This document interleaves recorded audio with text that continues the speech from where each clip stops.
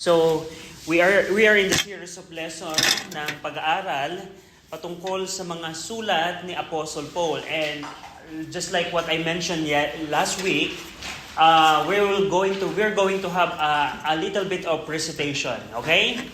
So, patungkol saan, based dun sa graph, dun sa table na binigay ko, tungkol saan ang Book of Galatians? Soteriology, meaning patungkol to sa salvation. How about Philippians? Yes, Aryan. Christology and ecclesiology. Okay, how about 2 Thessalonians? Eschatology. How about 1 Corinthians? Cham. Ecclesiology. Okay. How about Philemon?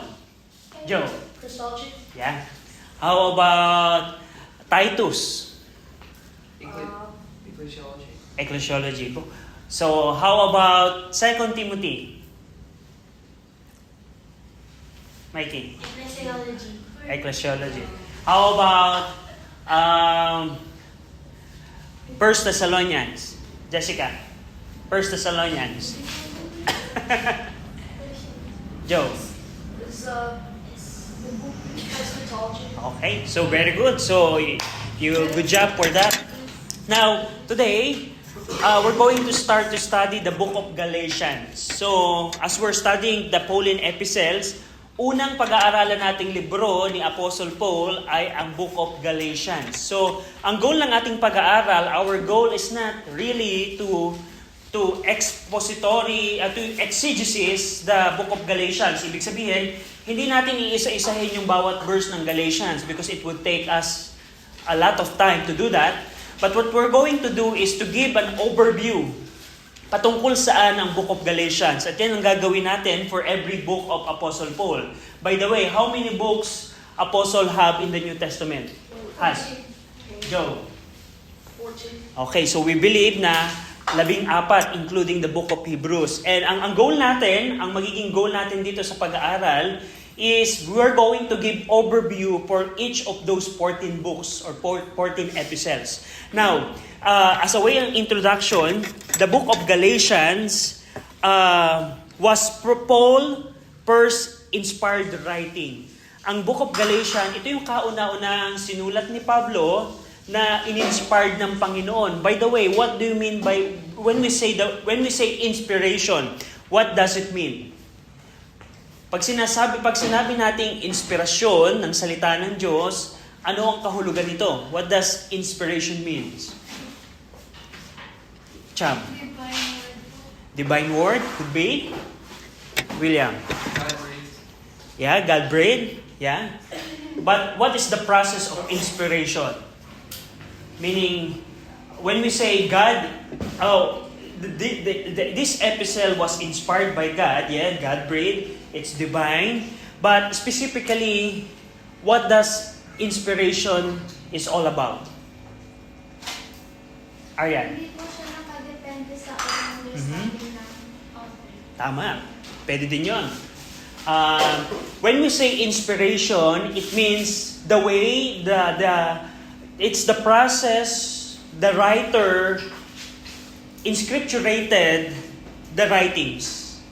So when we say inspiration, yes, we know that it's God-breathed, this is divine.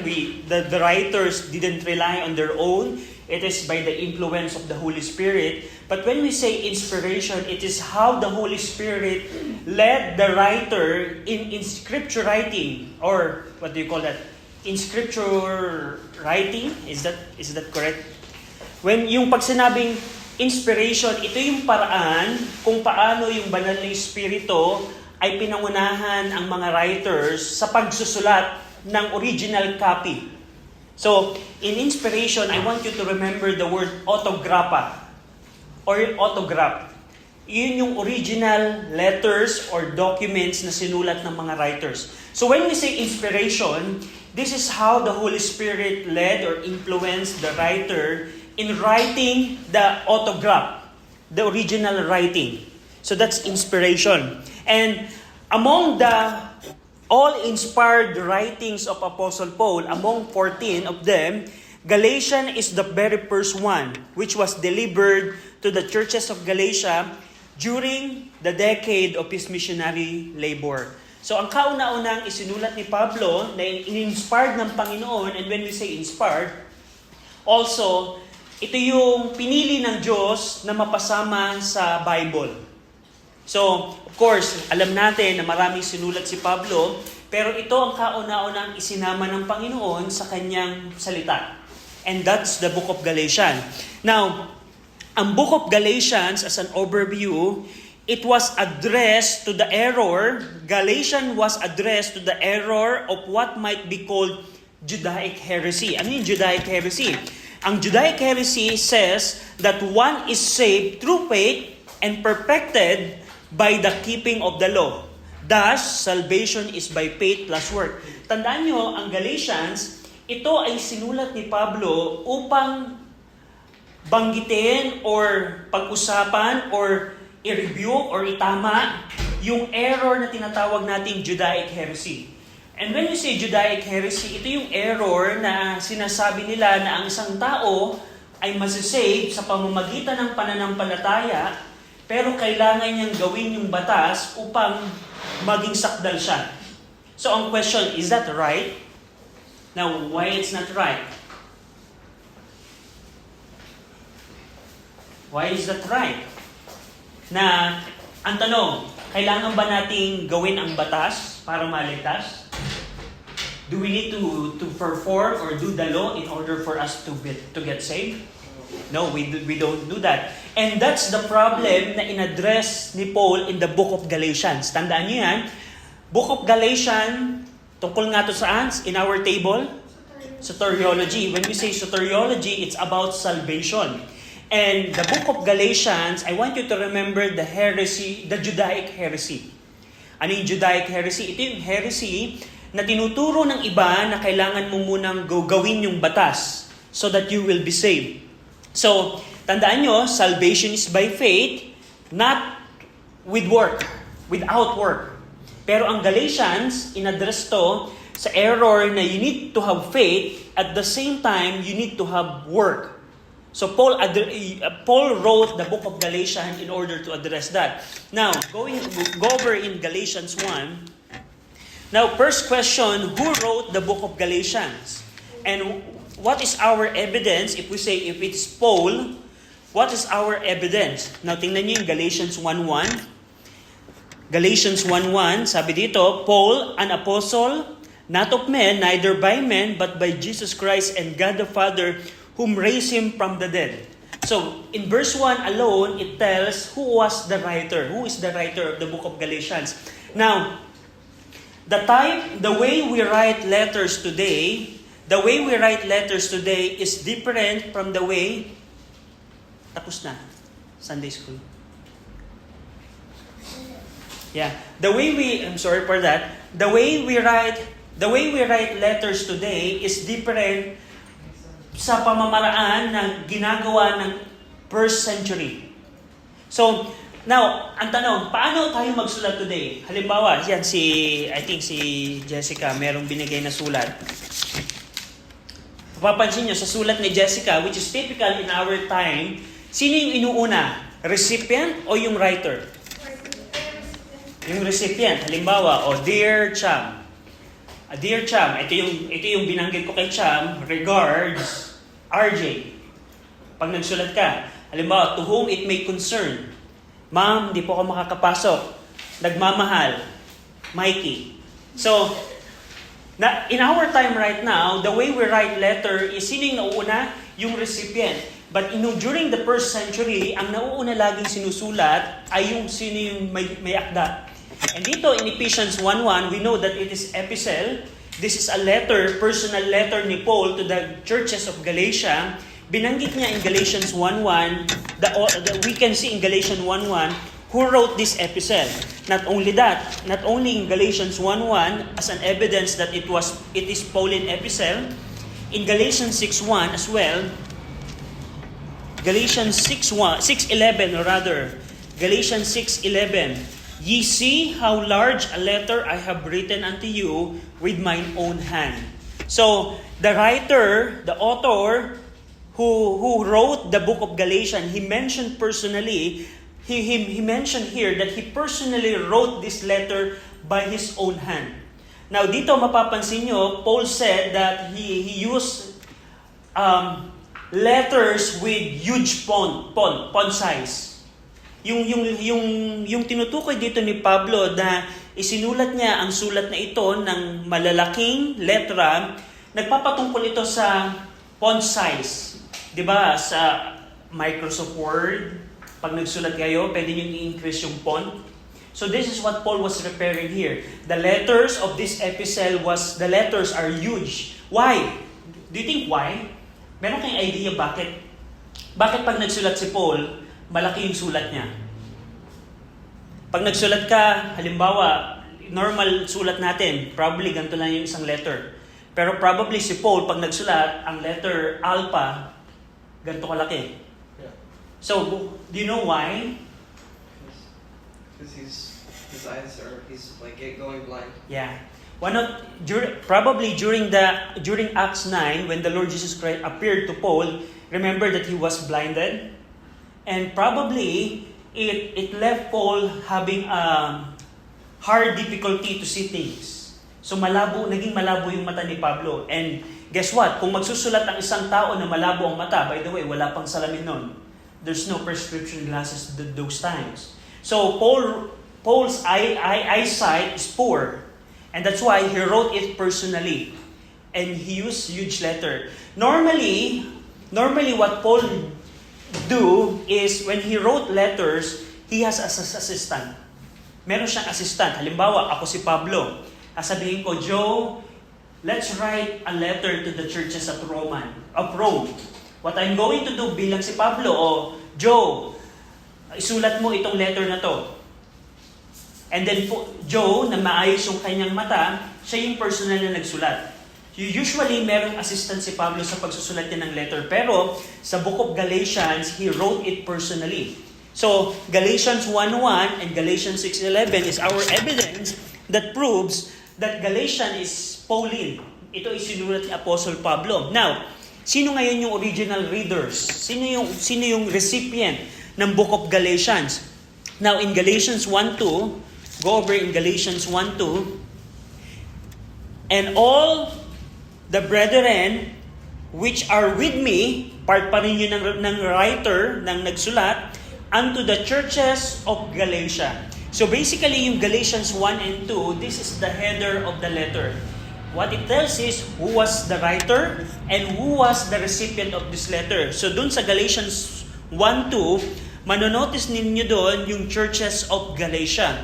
So ang original recipient dito, original readers ng Book of Galatians, ay yung mga churches in Galatia. Now dito sa map ninyo, saan nakalocate ang Galatia? So, ang Galatia, based dun sa ating pag-aaral, if you still remember our geography class in the life of Paul? So, in what year, in what part of the life of Paul visited Galatia? Sa anong bahagi ng buhay ni Pablo binisita niya ang Galatia? Joe? Second missionary journey. Yeah, he visited Galatia during the second missionary journey. But which part primarily? Anong bahagi ng buhay ni Pablo? Yes, tama, second missionary journey. He visited Galatia. But prior to that, he visited Galatia to establish churches. Which part of his life was that? Do you remember the purpose of first missionary journey? Kasama niya si Barnabas. Paul was with Barnabas. And in which place they evangelized? Did they evangelize? It was Lystra, Derbe. Yeah, Lystra, Derbe, Antioch, and Pisidia. Ang question, those cities, what is their province? What do you call the province of Iconium, Lystra, and Derbe? It's called Galatia. Okay? So remember, during the first missionary journey, Paul went to Antioch in Pisidia, Iconium, Lystra, and Derbe. We all know that. That's first missionary journey. And those cities is part of the province of Galatia. And now guess what? when Paul wrote the book of Galatians, when he said in verse number 2, churches of Galatia, which church Paul was referring to? The church in Lystra, the church in Antioch in Pisidia, the church in Derbe, and those churches na in-establish niya. So, dito sa mapa ninyo, dun sa study notes ninyo, merong mapa doon. Can you locate yung Galatia in the middle, on the upper right? Nakita niyo yung label ng Galatia? And nakita niyo yung borderline ng Galatia?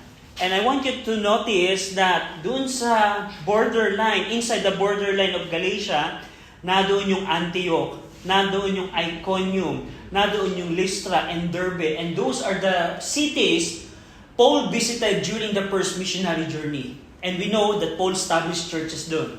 So, that is the churches of Galatia.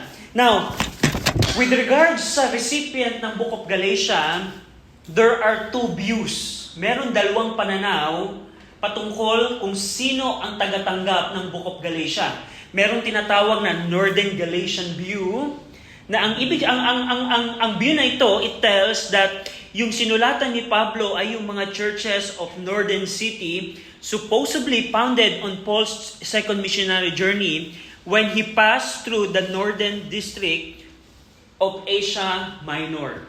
So remember, so that's the northern view. They thought na, they claim na yung mga churches na ito ay hindi ito yung mga Lystra, Derbe, Iconium. Pero ang kanilang paniniwala, itong mga churches na ito yung mga churches on northern part of Asia Minor. So that's the first view. Now, pero there's a second view about the readers of the book of Galatians, which is called the South Galatian view. Yung South Galatian view naman, it tells na yung mga churches na sinulatan ni Paul ng book of Galatians ay yung mga churches na in-establish niya during the first missionary journey. So, ang question, alin dito ang ating paniniwala? So, we claim na ang churches na tinutukoy dito ni Pablo ay yung mga churches na in-establish niya during the first missionary journey, and we're going to see why we believe that. Now, pero I want you to notice na there's an issue right now sa mga scholars. Sino ba yung sinulatan dito ni Pablo? And merong dalawang pagtatalo, merong dalawang panig. Yung northern views, ito yung mga churches sa northern Asia Minor. Pero yung southern view, ito yung Lystra, Derbe, and Iconium. And based on those argument, makikita nyo na merong pagkakaiba sila in terms ng timing, kung kailan sinulat. But we believe, as we study the life of Paul, there's a clear evidence na yung churches na tinutukoy ni Paul in Galatians 1:2 ay yung mga churches na in-establish niya during the first missionary journey. And we're going to see that later on. So, it is generally believed that most of the Galatians believer were of Gentile background. So, also, I want you to remember na yung mga churches na recipient ng sulat na ito, they are mostly Gentiles. So when we say Gentiles, kung hindi ka Hudyo, if you're not a Jew, if you are not a descendant of Abraham, you are a Gentile. So itong mga churches ng Galatia is primarily Gentiles. But based on the scripture, based on the account of Luke, we see that there is also Jewish member sa mga churches na yon. Yes, primarily Gentiles, but there's also Jews in their congregation. Now, go over in Galatians 3:1, another verse that support kung sino ang sinulatan dito ni Paul. Tingnan niyo ang Galatians 3:1. O foolish Galatians, who had bewitched you that ye should not obey the truth, before whose eyes Jesus Christ had been evidently set forth, crucified among you. Pansinin niyo, Paul addressed specifically the Galatians. So, tandaan nyo, yung Galatians na tinutukoy dito ay yung mga churches na nasa Lystra, Iconium, Derbe, and Antioch in Pisidia. Yun yung mga churches na sinulatan dito ni Paul. Now, in terms ng date and place, the reason I mentioned a while ago that we believe the southern view, South Galatian view, with regards sa recipient ng letter na ito, because sa date and place, yung belief na Northern view, they claim na yung book of Galatians was written later part of the life of Paul, and probably during the second missionary journey. But there are problems with that belief, and we're going to see later kung bakit. Now, based sa Southern Galatian view, ang pagsulat ni Paul ng Book of Galatians, it was written after his first missionary journey. So, ang claim natin, ang belief natin, and we're going to see the evidence later on, ang belief natin, sinulat ni Paul ang Book of Galatians sa mga churches sa Galatia, yung mga in-establish niya during the first missionary journey, at isinulat niya to pagkatapos right after ng first missionary journey. So remember, the recipient and the date is right after the first missionary journey. So question, how many years ang first missionary journey again? How many years?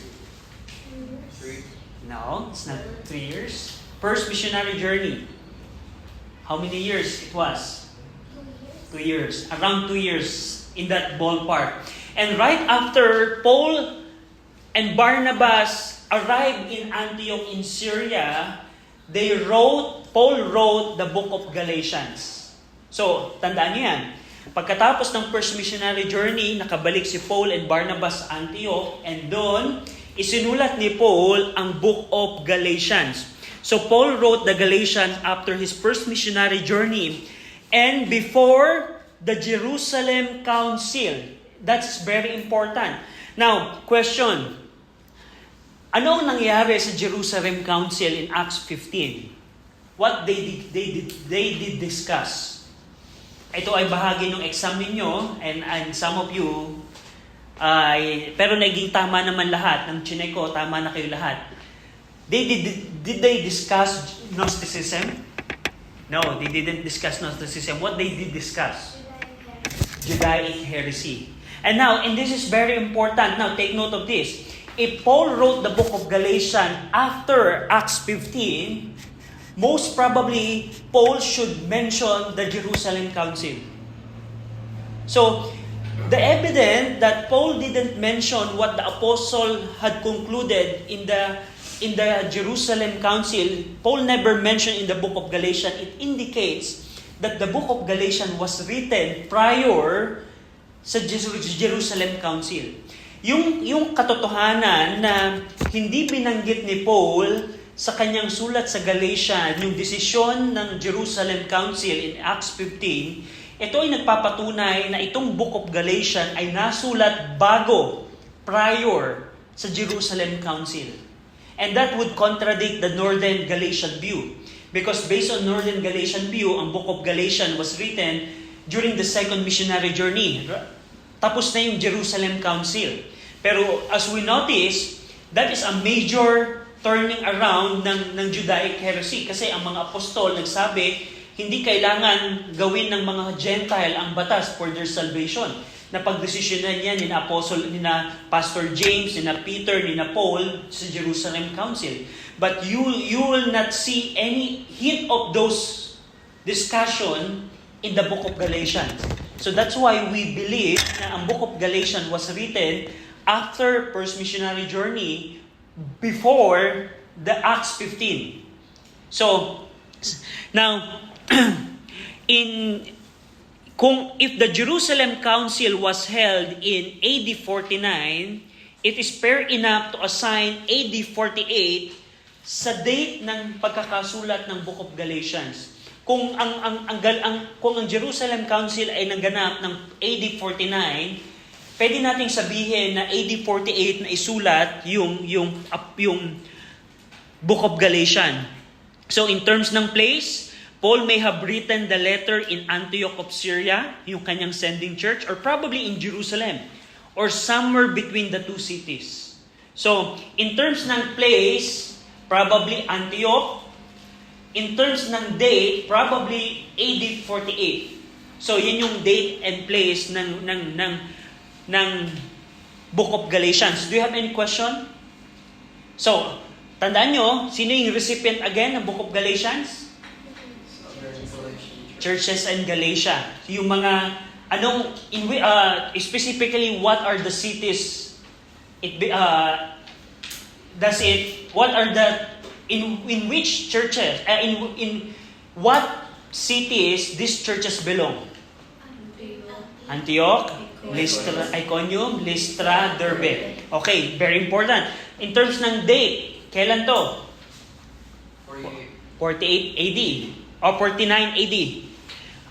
Probably, 48 AD. Sorry, 48. Jerusalem Council, 49, 48 ang Galatians. How about the place? Antioch in Syria or other cities nearby. So, yan yung we already established who wrote it. Galatians 1:1 is the evidence, the recipient, the place and date. Now, ang question, what is the setting? Now, this is something that I want you to understand. Every time that we read the Bible, we need to see what is the setting. Meaning, pag sinabing setting, what is happening in this time? Ano ang nangyayari sa mga panahong ito? So, sa setting ng Book of Galatians, so what happened in the Book of Galatians, soon after Paul left the cities of Galatia on his first missionary journey, Judaizer arrived and told the new converts that they had not heard the whole gospel. So ito yung setting, ito yung pangyayari.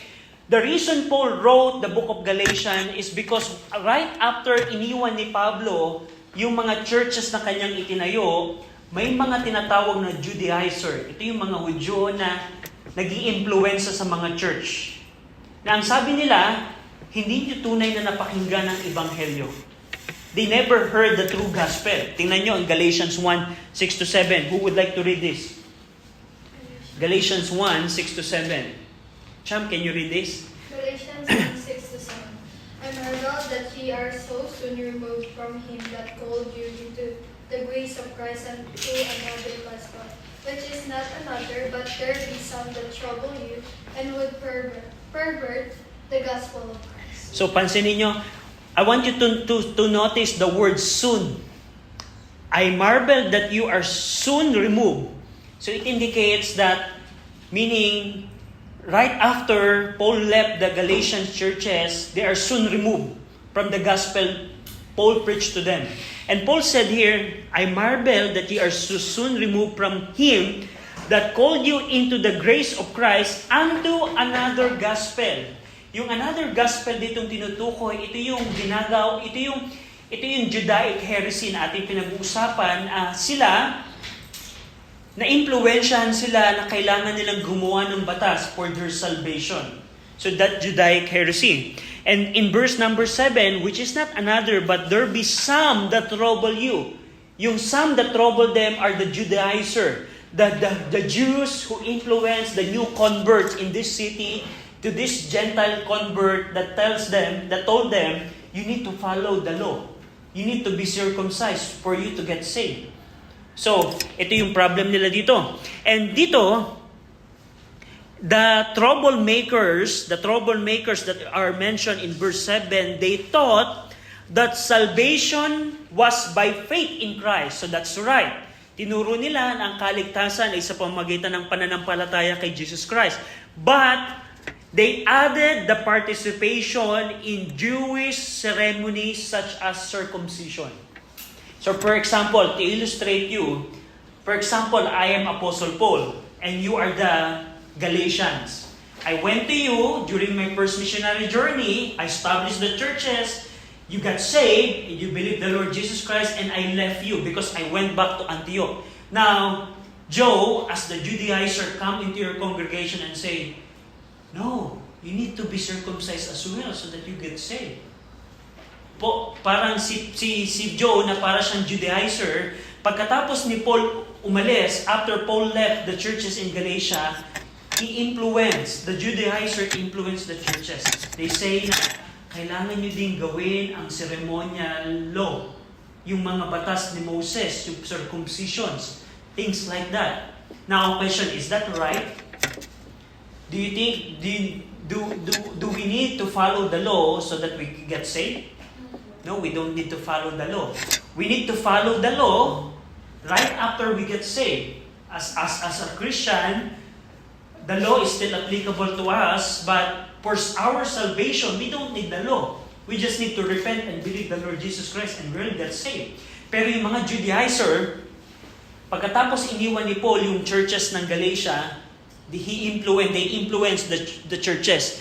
And that's why, when Paul heard that, Paul wrote the book of Galatians. So that's the setting. I want you to remember that.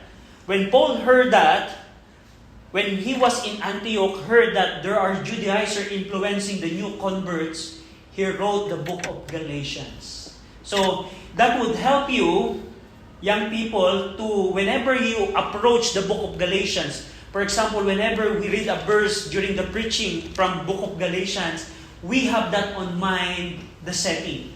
So keep that on your mind, the setting of the book of Galatians. Now, in other words, the Gentile converts of Galatia were not saved if they have not also become Jews. So ang tinuturo ng mga Judaizer na ito, parang ganito, you know what, mga Galatians, you're not really saved because you didn't follow the law. That's what they are saying. And we know that that is lie. And now, dito sa ating study note, I put here verses that support that argument that the various false doctrine taught by the opponents of Apostle Paul. You can see that in Galatians 1, 6-9, Galatians 2:16, Galatians 3, 2-3, Galatians 4:10, Galatians 21, 4:21, 5:2-4, 6-12.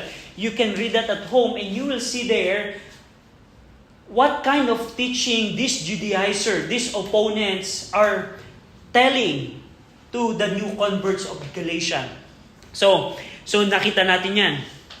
And I also put verses in our study notes how Paul identified this false teacher. For example, in Galatians 3:1. Galatians 4:17 rather. 4:17, they zealously affected you, but not well. They would exclude you that he might affect them. So, pansinin niyo yung pronoun na they.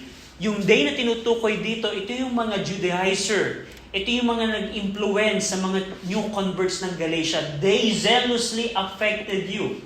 So, itong mga verses na to that would help us to identify sino itong mga taong ito. But for the sake of time, we will not be able to see those verses, all of those verses. It's for you to check at home. Now, so that's the setting. Ang tanong, what is the purpose kung bakit sinulat ito ni Paul? So parang halimbawa, si Jessica nagsulat ng letter sa atin. Merong purpose si Jessica kung bakit niya sinulat. So for example, si Joe ay aking kaibigan ng malayo. Magsusulat ako kay Joe, Joe, I'm going to write this because I don't have a purpose. Does it sound good? No. Every time that you message someone, even in our time, you have a purpose why you did that. For example, I wrote to Joe, can you do this? Can you do that? And I wrote it to Joe. That's my purpose. And the book of Galatians has a purpose as well. So tandaan nyo, ang setting, when we say setting, what triggers the writer to write the letter? Ano ang nagtulak kay Pablo para isulat ang book of Galatians? That is the setting, or we call it as, what do you call that? Letter O. I forgot the term, but occupation. There's a term about that, but I'll get back to you. But remember, what are the events that triggered the writer to write the book of Galatians? It's the event was when Paul left those churches, Judaizer, Paul's teachers came in. And ano ang purpose kung bakit sinulat ni Paul? After hearing the setting of the events, merong 4 na purpose kung bakit niya sinulat ang Book of Galatians. Una, to expose the false teaching of this Judaizer who were undermining the faith of the new convert. Upang i-expose, upang iilantad, upang ipakita ang kamalian ng mga false teachers na ito. Yun yung unang purpose. The second purpose is to defend Paul's apostleship, which was being challenged by this Judaizer. You will notice as well in the book of Galatians, this false teacher are accusing Apostle Paul na hindi siya tunay na apostol. Imagine niyo parang ganito. Just imagine. I want you to imagine it like this. I am Apostle Paul. I taught you, I baptized you, and I established church in your places, and I left. And then the Judaizer, which is Joe, came in and said, you know what? You remember Paul who visited you? He's not a true apostle. So merong mga tao na nagsasabi, right after umalis si Pablo, yung Pablo na nag-preach sa inyo, nag-establish ng church sa inyo, hindi siya tunay na apostol. Peking apostol siya. And the book of Galatians also, Paul dealt with this issue as well. He defended his apostleship. You will see that in the book of Galatians. So unang purpose, to expose the false teaching. Pangalawa, to defend his apostleship. Pangatlo, to emphasize that salvation is through faith alone, not faith plus work. Emphasize dito ni Pablo sa book of Galatians, ang kaligtasan ay sa pananampalataya lamang, hindi mo kailangang gumawa. At pang-apat na purpose, to exhort the Galatian Christian to live in the liberty brought by Christ and bring forth the fruit of the Spirit. Now, ang ginagawa ng mga Judaizer na ito sa mga Galatian, gusto silang ikulong uli sa batas. Gusto silang bihagin muli ng paggawa ng batas. At dito, another purpose na binigay ni Pablo, kaya niya isinulat ang Book of Galatians is to encourage them, to exhort them that you already have liberty in Christ. Meaning, when we say liberty, it's not liberty na liberty. When we say liberty, you have the liberty not to be chained in doing the law as a Gentile convert, as a Gentile believer. Meaning, ang sinasabi dito ni Paul, you don't need to be circumcised. You don't need to follow the ceremonial laws that the Jews are doing because you are not a Jew. You don't need to follow that. So, meron silang Christian liberty. And Paul exhorted that. And that's the purpose ng Book of Galatians. Now, pag naalala nyo to, if you remember these purposes, and when you read the Book of Galatians, I'll tell you, it will be more easy to understand the Book of Galatians. Is there a time that you read the Bible, but you don't fully understand what does it mean? Meron na bang time na, for example, binasa ninyo ang book of, let's say randomly, book of 1 John. Yes, binasa mo yung book of 1 John, pero natapos mo you finish the book of 1 John, but in reality, you don't understand it at all. Even I have that before, na nagbabasa ako ng Bible, but in reality, I really don't understand what it means. You know what is lacking for me in those days? Because I don't know the purpose. I don't know the setting, the overview of that book.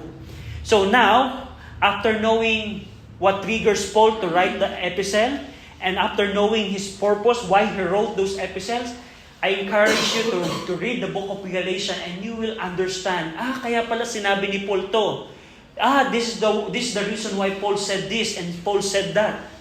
After knowing the purpose. So, we have the four purposes. And now today, we're going to discuss the characteristic. Maybe we will stop at this. The characteristic of the epistle. So, there are many characteristics. So, pag in-examine natin yung book of Galatians, you will observe that there are many contrasts. Merong andaming pagkakaiba. Paul used linguistic style in writing by using contrast. Mapapansin niyo siya doon na, for example, Paul highlight the law, Paul highlight at the same time highlight the grace. Paul highlight the law, and Paul after that discuss faith.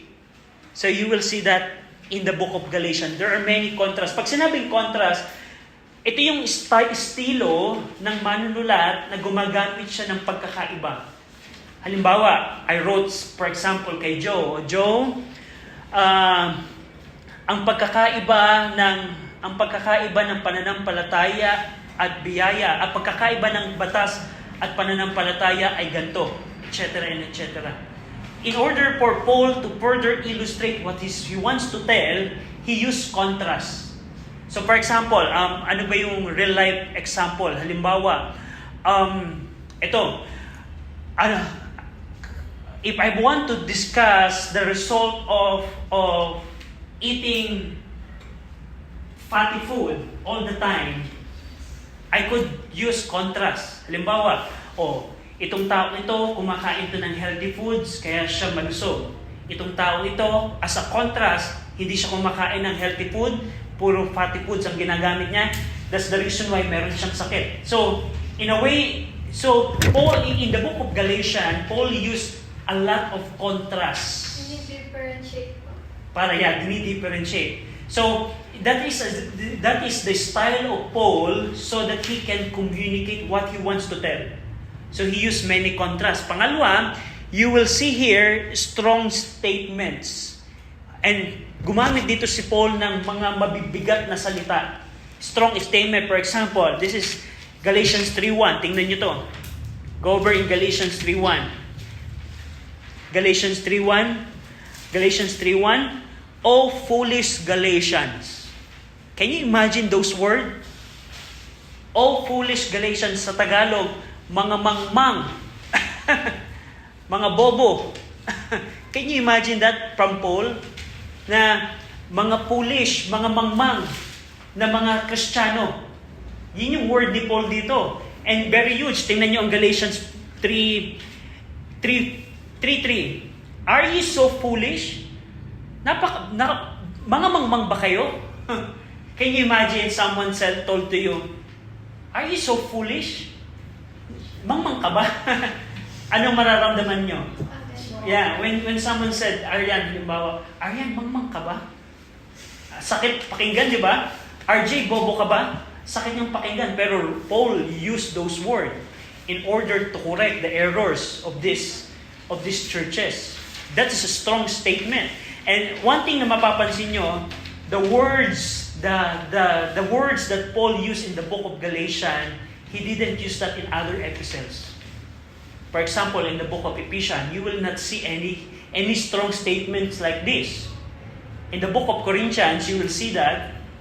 Pero the book of Galatians contains a lot of strong statement. Another characteristic is the clear distinction between faith and works as the condition for salvation. Napakalinaw. For example, if you're going to have a preaching or Bible study lesson about faith and work, book of Galatians is the best book. So, for example, bigyan ka ng task. Halimbawa, William, can you preach to us about something? And for example, William would like to preach about faith and work. He can use the book of Galatians because book of Galatians is a book that contains a lot of teaching about the difference of faith and work. So that's another characteristic. Another characteristic of the book of Galatians is the Christian liberty. So when we say Christian liberty, hindi ito yung liberty na ay, Kristiyano na ako, pwede ko nang gawin ang lahat ng bagay, kahit mali. No. When you say Christian liberty, you don't need to follow the law of Moses. The ceremonial law of Moses. We don't need, for example, in our time, we have Christian liberty. We don't need to offer animal sacrifice right now. And for example, I tell you, you know what? Young people, on Sunday, you bring pigeon, you bring cows, and we're going to offer. And if I do that, you are not in liberty anymore because you will be chained to follow the law, the ceremonial law of Moses. And in the book of Galatians, one of the characteristics of the book of Galatians is Paul highlights that believers have now Christian liberty. When we say liberty, we don't need to follow the ceremonial law anymore.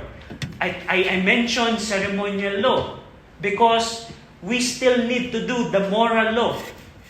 Okay? Pag sinabing ceremonial law, ito yung mga batas in the law of Moses pertaining to the ceremonies that they do, like offering, circumcision, and etc. Pero yung moral law, for example, thou shalt not kill, are we still, do we still need to follow that law? Yes. For example, honor thy father and thy mother. Kailangan pa rin natin. So, tandaan nyo, when we say Christian liberty, it's related on how ceremonial law changed someone to follow it for his life. And the book of Galatians has a classic treatment about Christian liberty. And last characteristic of the book of Galatians, no congratulations or word of praise. The book of Galatians, not even once, Paul didn't praise the Galatian churches. For example, in the book of Ephesians, Paul praised the faithfulness of the Ephesians. For example, in the Thessalonica, Paul praised the church in Thessalonica because of their faith.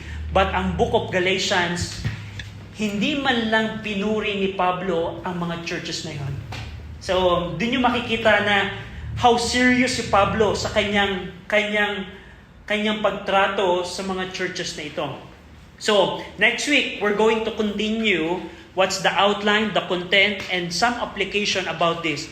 And itong study notes ninyo next week, dalhin nyo ulit, okay? So, dalhin nyo to next week or next time na magkikita tayo. Now, having said that, I have an assignment for you. So, una, have you noticed that I didn't mention the theme of the book? So, very important, in every book, we need to know ano yung tema. Ano yung tema ng book. For example, when we say Book of Isaiah in the Old Testament, alam niyo ba yung tema ng Isaiah? Kaligtasan mula kay Jehovah. Jehovah say, pwedeng gamitin natin yung ganun tema. Pwede, iba-iba. Halimbawa, Book of Ephesians, ano ang tema natin sa Book of Ephesians? Tamang paglakad, right walk with Christ. But in the book of Galatians, there's also a theme. Merong tema.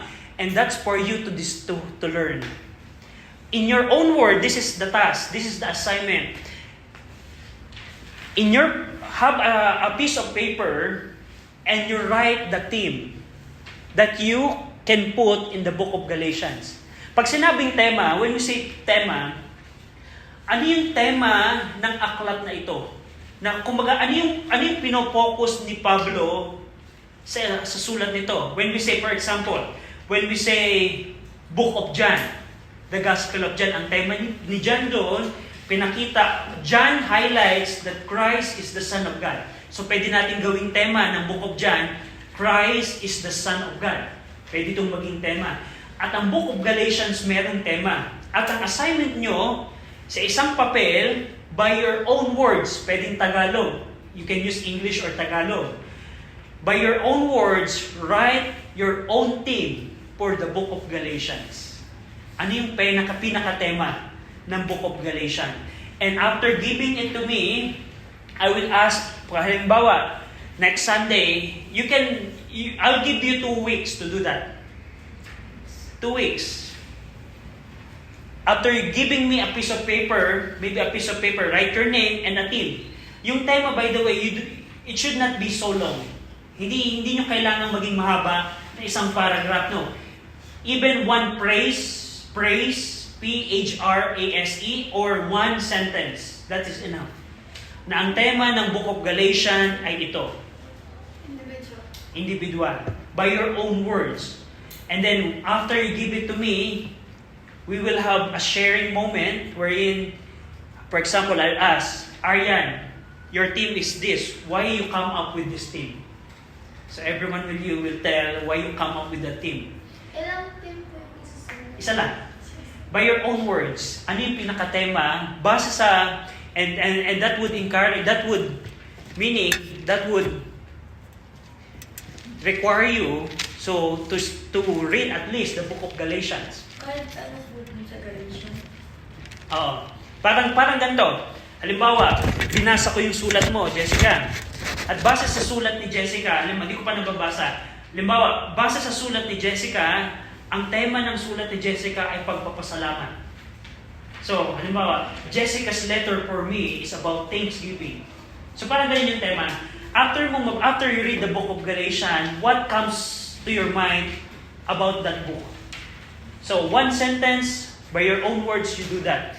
And that's the first task that you need to do. The second task, the second paper, as you read the book of Galatians, give at least 3 contrasts na makikita nyo in the book of Galatians. Give at least 3 pagkakaiba na ginamit ni Paul in the book of Galatians. As an example, law and grace. So another task na kailangan nyo gawin, aside from one praise, probably one sentence, the number 2 item is you need to list 3 contrasts. You don't need to explain it. Parang lalagay nyo lang law and grace. Of course, nabanggit ko na sa example yung law and grace. You cannot use that anymore. So hanapin nyo sa book of Galatians, ano yung mga contrast. Halimbawa, may mga bundok na ginamit dito si Pablo. Mount ganto at Mount ganto. They used 2 mountains to contradict to each other. And Paul used 2 Old Testament female character. Si ganto at si ganto as a contrast. So pwede nyo isulat yon. So as you scan and read the book of Galatians, there are many contrasts, probably more than 10 or probably 15 contrasts in the book of Galatians. You just need to give 3 contrasts. Kasama na. So you have 2 weeks to do that. And after giving that, we will have a time for each of you to share why you come out with that theme. Okay? So, you have 2 weeks to do that. Only team lang po. Ha? Only team lang. Yung team lang po. Kung team lang i-explain din lang. Yeah. Tama. Team lang. Yung contrast, you don't need to explain it. Kasi pag nabasa ko na Mount ganto at Mount ganto, you write down, or character na ito and character, I already know that, yeah, that's the right. So, any question? So, kung wala na, William, can you go? Dear Lord, we thank you that we're able to learn about the book of Galatians, and we're able to learn about what Paul wrote to them about, and we're able to learn about the setting. And thank you for giving us this time that we can understand why Paul wrote it, so we can better understand the word. I ask that you bless Brother RJ as he preaches in the morning, and my dad as he preaches in the afternoon. Bless our service in Jesus' name.